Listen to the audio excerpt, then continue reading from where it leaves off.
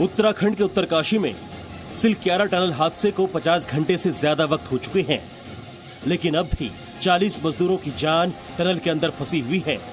सरकार से लेकर शासन प्रशासन तक ने एड़ी चोटी का जोर लगाया हुआ है।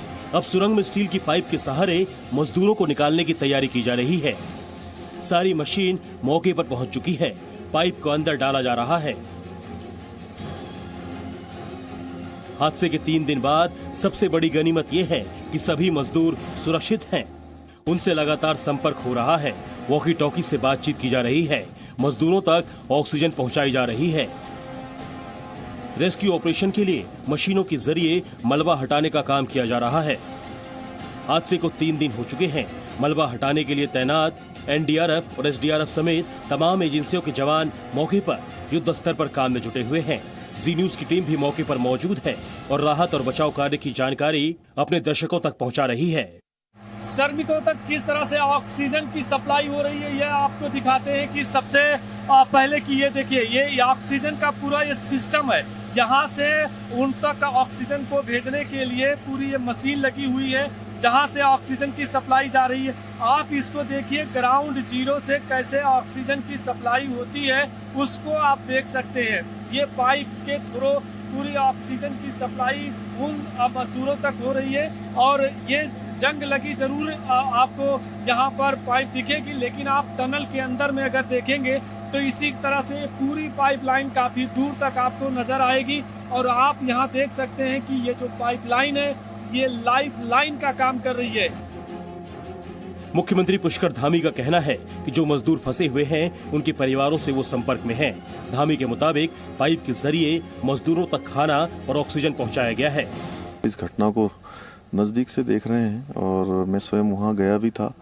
प्रभावित जो परिवार के परिजन हैं उन सब से भी मैंने बात की है। जो श्रमिक भाई अंदर हैं उनके पारिवारिक जनों से भी बात हुई है। सभी वहाँ पर कुशल हैं और जो ह्यूम पाइप इत्यादि हैं टेक्निकल टीम उसको असेंबल्ड करने में लग गई है और जो भी समय लगेगा जल्दी से जल्दी जो है उनकी कुशलता से बाहर आ जाएं, इसी काम में हम सब लोग लगे हुए हैं। मजदूरों के परिजनों की सांसें अटकी हुई है। सुरंग में फंसे मजदूरों को बाहर निकालने के लिए ऑक्सीजन की सप्लाई की जा रही है।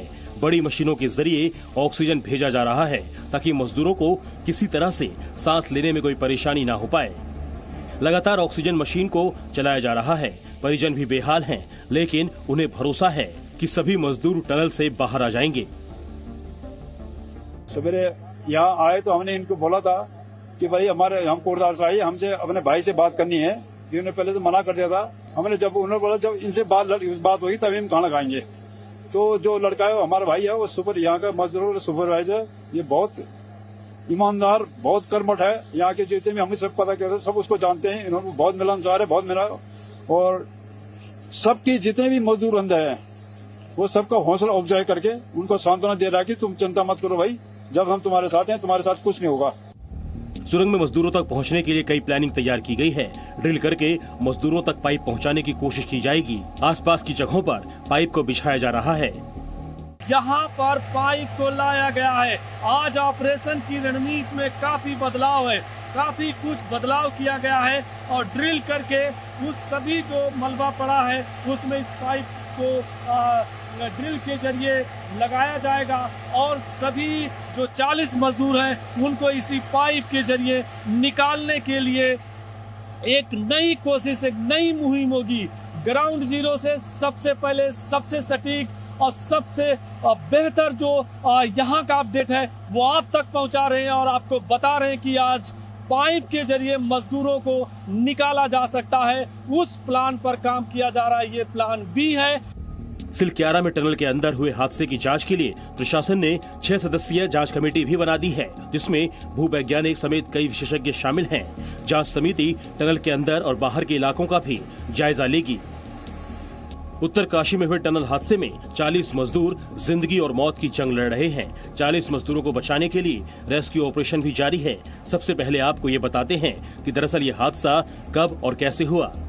जिस वक्त हादसा हुआ उस वक्त रात की शिफ्ट कर श्रमिक टनल से बाहर आ रहे थे, जबकि अगली शिफ्ट वाले श्रमिक टनल के अंदर जा रहे थे। टनल के मुख्य द्वार से करीब 300 मीटर की दूरी पर ऊपरी हिस्से से मलबा आने से टनल बंद हो गया। ऑल वेदर रोड प्रोजेक्ट की ये सबसे लंबी सुरंग है, जिसकी लंबाई करीब 4.5 किलोमीटर है।